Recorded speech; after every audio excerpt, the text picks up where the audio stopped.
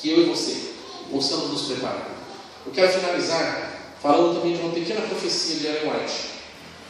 Ela escreveu para a gente, no livro Mensagens Escolhidas, volume 2, página 386, a seguinte mensagem: o nosso povo tem sido considerado demasiado insignificante para ser digno de nota, mas haverá uma mudança, segundo ela.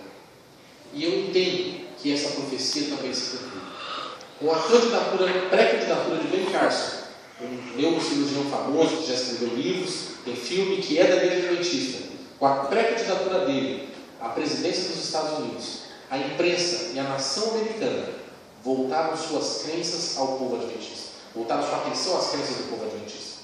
O nosso povo, que sempre foi considerado uma religião pequena, indigna de nota, de acordo com Ellen White, passou a ser o alvo das atenções. As pessoas estão discutindo o que os adventistas creem, o que eles pregam, no que eles acreditam. Isso, queridos, ajudará com que muitos sejam esclarecidos acerca da verdade. Se farão ou não a decisão pelo caminho correto, será de livre-arbítrio de cada um. Nenhuma pessoa deixará de tomar uma decisão consciente de qual caminho seguirá. Muitos dirão: Deus vai entender, Deus vai aceitar, basta que eu ore algum dia da semana. Mas não é assim. Para que nós possamos estar preparados para este momento, é hora de reforçarmos a nossa fé.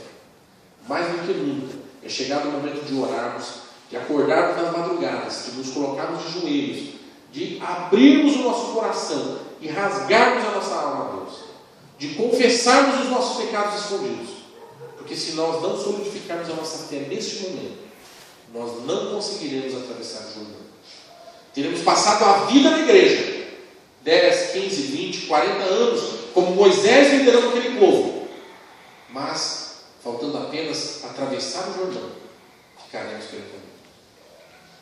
Que quando nossos queridos ressurgirem, ressuscitarem glorificados na ressurreição especial, e perguntarem: onde está aquele ancião da igreja? Onde está aquele diácono? Onde está meu irmão, minha irmã, meu pai, minha mãe? Nós possamos responder: juntos, estamos aqui, preparados, porque Jesus Cristo está voltando e iremos juntos com Ele para o céu.